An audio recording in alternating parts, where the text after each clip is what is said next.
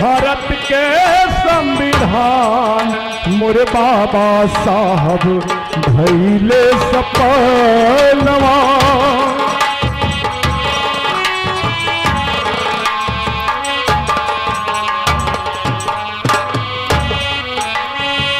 राज के दुलारे भीमा बाई के ललनवा हो।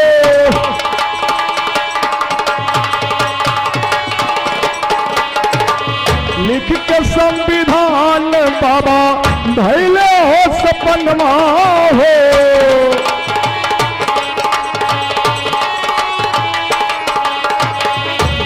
वो महामानव भारत रत्न से पुरस्कृत बचपन की अवस्था में पढ़ने लिखने की व्यवस्था नहीं थी। दलित और गरीब समझकर उन्हें ठीक से पढ़ने नहीं दिया गया। कक्षा के बाहर बैठ के पढ़ा करते थे। बड़ौदा के राजा के द्वारा छात्रवृत्ति पर वह लंदन गए और वहां से कोलंबिया विश्वविद्यालय से बैरिस्टर की पढ़ाई करके भारत में आ गए।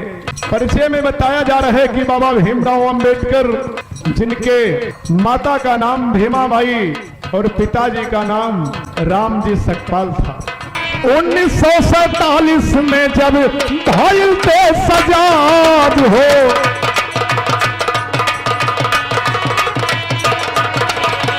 संविधान लिखा कैले सब ही फरियाद हो।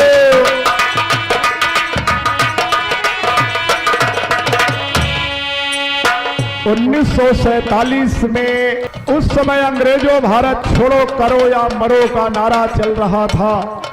भगत सिंह फांसी पर झूल गए। चंद्रशेखर आजाद ने इस देश के लिए अपने सीने पर गोली खा लिया। लक्ष्मीबाई की कहानी जानते हैं, दुर्गावती की जानते हैं, राजगुरु सुखदेव इत्यादि सभी फांसी पर लटक गए।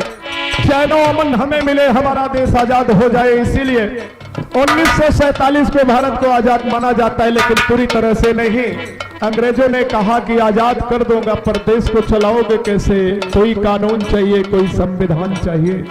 एक संविधान लिख करके पेश करो कि तुम इस देश को संभाल चल सकते हो।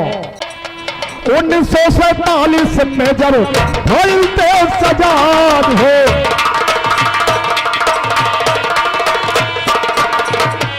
एक संविधान लिखा सब ही कैले फरियाद हो।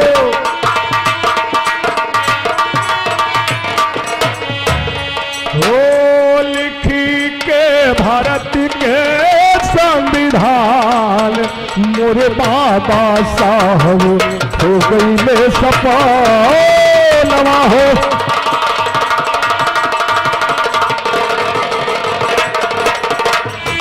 ओ बाबा साहब भारत के लिखे संविधानवा,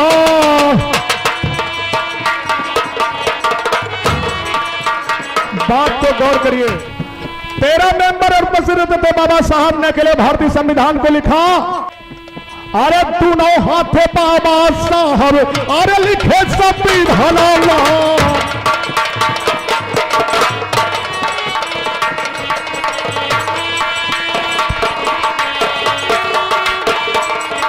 अब दलित गरीबों के दिहेला छनावा।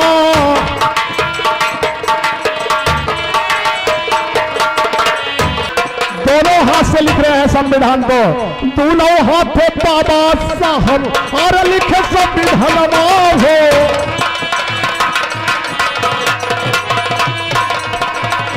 दलित और गरीबों के लिखे आरक्षणवा हो।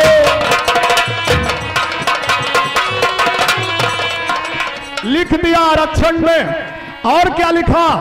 श्रद्धांजलि दे रहा हूं मंच के माध्यम से बाबा साहब को। राजेश व्यास तो के श्रद्धांजलि चढ़ाए बाबा।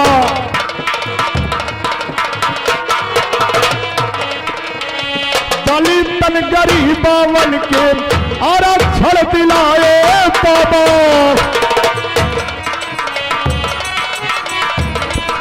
ओ लिख के